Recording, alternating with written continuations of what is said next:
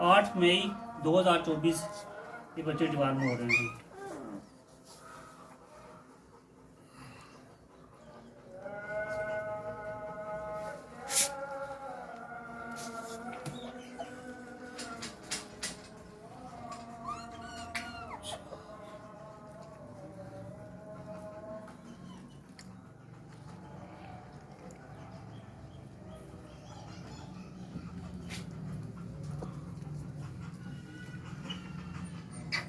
बेटा वो बच्चे रह गए 2 3 4 5